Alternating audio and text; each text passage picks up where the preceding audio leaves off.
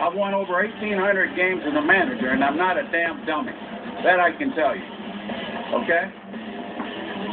There are only 13 others that have won more games than me. So I guess I think I know what the hell I'm doing. Steve Stone, he's got enough problems doing what he does with the White Sox.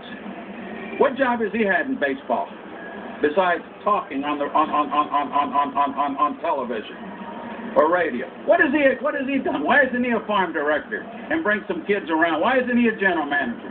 Why hasn't he ever put the uniform on and been a pitching coach? Why hasn't he been a field manager? There's 30 teams out there that could use a guy's expertise like that. Well, Lou Piniella has been a friend of mine for a very long time, and Steve Stone has been a friend of mine for a very long time. So from a personal standpoint, I'm going to sit back, relax, and strap it down and enjoy this point-counterpoint. Well, what happened was Fred Mitchell asked him about Jake Peavy and how he's going to adjust to the American League after pitching in the National League.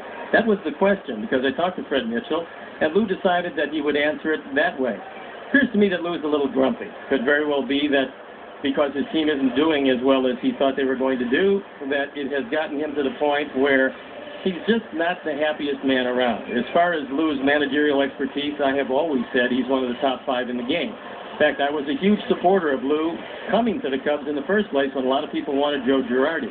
As far as the Colton situation, I stand by the fact that most young guys, when they come to the big leagues with a lot of promise, you have to play them. That's why Mike Stanton is playing with Florida, and Drew Stubbs is playing with Cincinnati, and Jason Hayward is playing every day with Atlanta. That's because as a youngster, you're only going to get better by playing. That's one of the things. And also it could be Lou's a little grumpy. He was 3 for 11 off me lifetime.